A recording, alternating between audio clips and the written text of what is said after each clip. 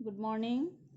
आज हम लोग अर्थ के आधार पर वाक्य भेद के बारे में पढ़ेंगे। अर्थ की दृष्टि से वाक्य 8 प्रकार के होते हैं। पिछले वीडियो में हम लोग रचना के आधार पर वाक्य भेद पढ़े थे। आज हम लोग अर्थ की दृष्टि से वाक्य के 8 प्रकार के बारे में जानेंगे कि क्या क्या है।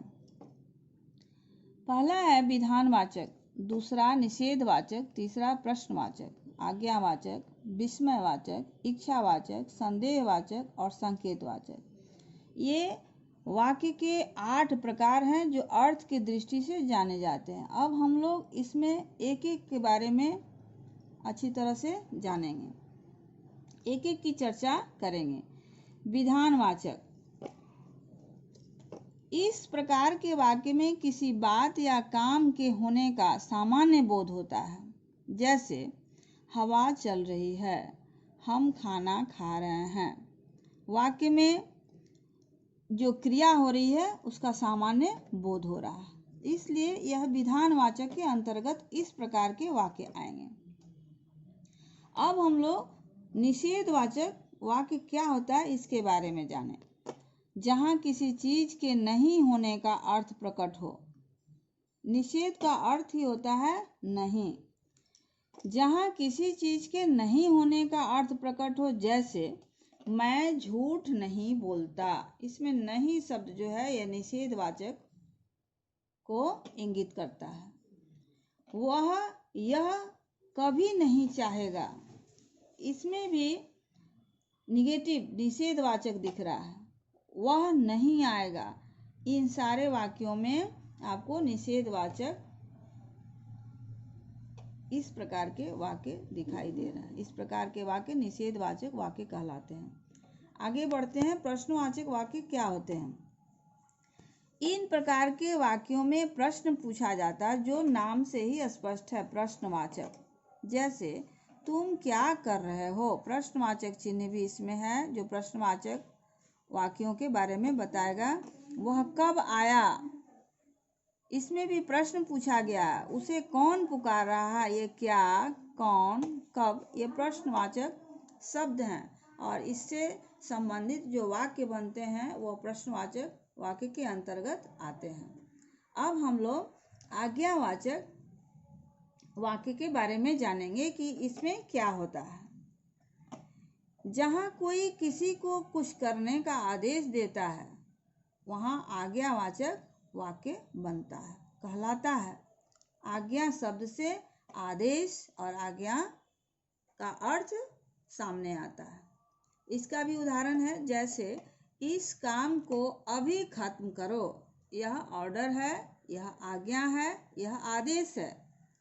दूसरा उदाहरण, तुम यहाँ से चले जाओ, यह भी आदेश है, आज्ञा कहिए, आदेश कहिए।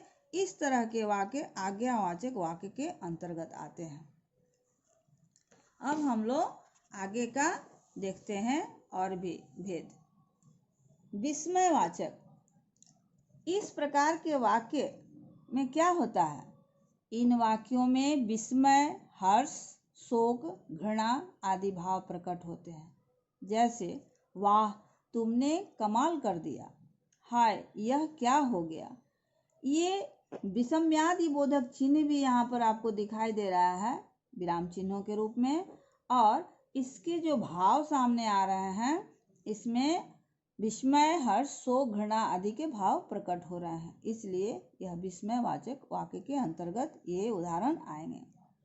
अब हम आगे बढ़ते हैं इच्छावाचक वाक्य की तरफ। यह क्या है, इसमें किस प्रकार के वाक्य आते हैं इसके अंतर्गत। इन वाक्यों में इच्छा या शुभकामना का भाव प्रकट किया जाता है। उदाहरण से इसको स्पष्ट करेंगे। आपकी यात्रा शुभ हो, तुम्हारा कल्याण हो, मैं तुम्हें विजयी होते देखना चाहती हूँ। इस तरह के वाक्य जहाँ दिखाई देंगे वह इच्छावाचक वाक्य के अंतर्गत आएंगे। स्पष्ट है। अब हम लोग संदेहवाचक वाक्य के बारे में पढ़ेंगे।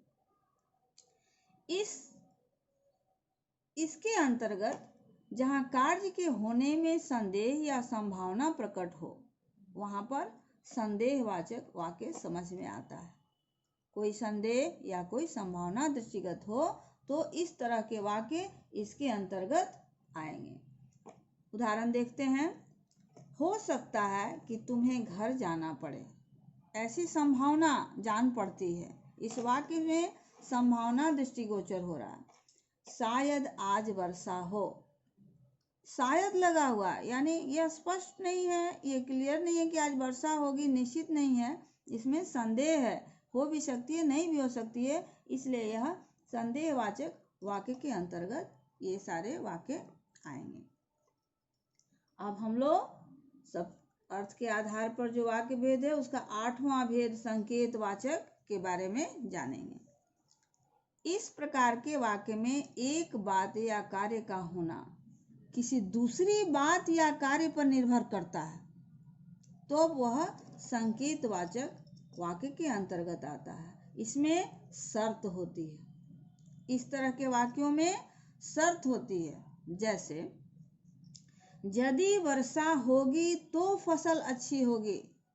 इसमें फसल अच्छा होने के लिए वर्षा का होना जरूरी है, ये शर्त है। और फसल का अच्छा होना वर्षा होने पर निर्भर करता है, जो आपको समझाया गया है कि एक बात या कार्य का होना किसी दूसरी बात या कार्य पर निर्भर होता है।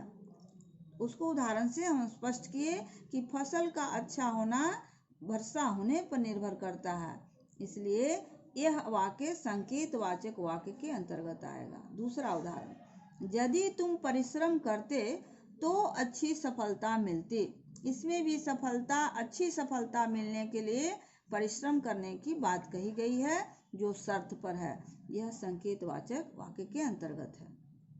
बादल होंगे तो बारिश होगी, ये भी शर्त है। इस तरह से संकेतवाचक वाक्य के बारे में भी हम लोग अच्छी तरह से समझ लिए। उम्मीद है आप लोगों को अर्थ के आधार पर जितने वाक्य भेद मैं पढ़ाई हूँ 8 प्रकार के होते हैं, वह सब आप लोगों को अच्छी तरह समझ में आ गया होगा। धन्यवाद।